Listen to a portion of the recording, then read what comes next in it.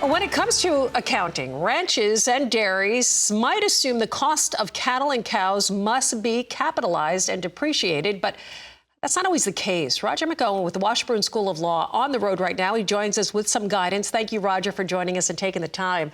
So how should a producer handle the cost of cattle and cows purchased for production or breeding?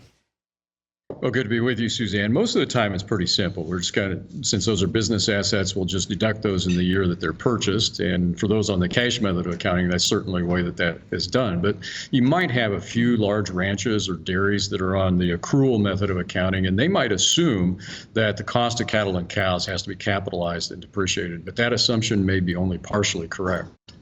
Well, Roger, we have to talk about the tax shelter rule. Explain that and how that can play a role in this. Well, it's a rule that can affect some of the larger farming operations. I think in my 32 years of doing this, I've only seen it twice come up.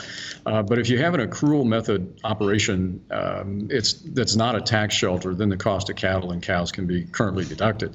But what the tax shelter rule does, and again, I would emphasize it hardly ever applies, is that if you're a partnership and your limited partners are allocated 35% or more of the losses, then you're going to trigger the tax shelter rules and you can't get the current deduction. Now, an active farmer is not a limited partner.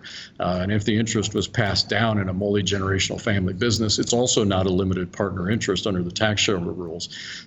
Also, a couple of things to watch out for is that the animal should be produced in a farming business. So be careful if there's on-farm processing or there's on-farm packing that's going on. What if a producer switches to the cash method of accounting?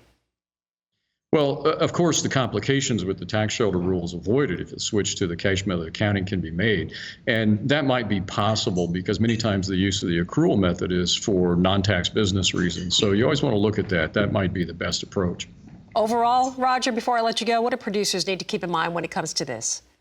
Well, this is another area that can get complex pretty quickly, and this is one where I would say, again, don't try to do this on your own. Get some competent and solid tax advice.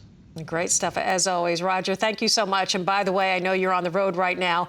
I said the Wonder Team, Roger McEowen, and I know Paul Neefer, our ag finance specialist, also there. Always great to see you guys. Have an incredible time today speaking, and thank you for taking the time. Roger McEowen with the Washburn School of Law.